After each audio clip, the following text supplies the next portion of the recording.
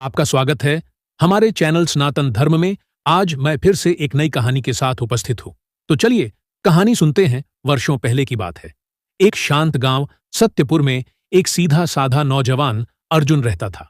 अर्जुन ईमानदार था, परंतु उसका जीवन संघर्षों से भरा हुआ था। एक दिन गांव के बाहर स्थित प्राचीन मंदिर में उसे एक रहस्यमयी पुकार सुनाई दी। उसने मंदिर के गर्भगृह में प्रवेश किया, जहां एक प्राचीन मूर्ति के पीछे उसे एक चमकता हुआ पत्थर मिला। जैसे ही उसने पत्थर को छुआ, मंदिर की दीवारों पर हनुमान चालीसा की पंक्तियां चमकने लगीं और एक तेज प्रकाश के साथ हनुमान जी प्रकट हुए। उन्होंने अर्जुन से कहा, सत्य की राह कठिन होती है, लेकिन तू यदि दृढ़ रहेगा तो मैं तेरा साथ दूंगा। हनुमान जी ने अर्जुन को बताया कि मायापुरी नामक एक नगरी है, जहां झूठ और धोखे ने सत्य को बंदी बना लिया है।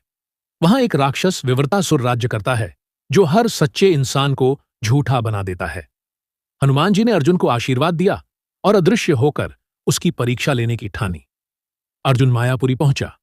वहां के लोग नकली मुस्कान पहनते थे। उनके शब्दों में मिठास, लेकिन इरादों में जहर था। एक दिन उसे एक सुंदर युवती मिली, माया। उसने अर्जुन की मदद करने का वादा किया, लेकिन वो असल में विवृतासुर की दूत थी। अर्जुन को शक हुआ, लेकिन कोई प्रमाण नहीं था।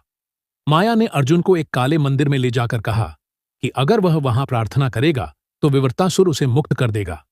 लेकिन जैसे ही अर्जुन ने पूजा शुरू की, मंदिर की जमीन दरकने लगी और उससे एक विशाल छाया निकली, विवृतासुर। उसने अर्जुन से कहा, सत्य तेरी कमजोरी है, झूठ तुझे शक्ति देगा। पर अर्जुन डटा रहा। उसी क्षण हनुमान जी प्रकट हुए, लेकिन इस बार एक रूप में जिसे अर्जुन ने पहले कभी नहीं देखा था, क्रोधी, युद्ध तैयार। हनुमान जी और विवृतासुर के बीच भयंकर युद्ध हुआ। मंदिर की दीवारें कांपने लगीं, बिजली सी कड़कने लगी।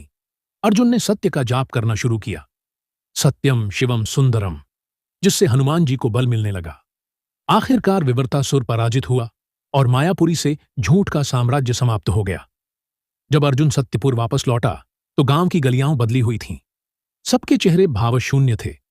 तब अर्जुन को एहसास हुआ, असली मायापुरी तो उसका अपना गांव था और विवृतासुर तो उसी का एक डरपोक रूप था, जो हिम्मत नहीं करता था सत्य बोलने की।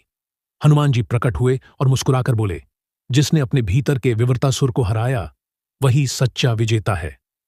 सत्य की राह कठिन है, लेकिन जो उस पर चलता है उसे हनुमान जी का साथ सदा मिलता है। ऐसी और रोमांचक कहानियां देखने और सुनने के लिए हमारे चैनल को सब्सक्राइब और लाइक करें।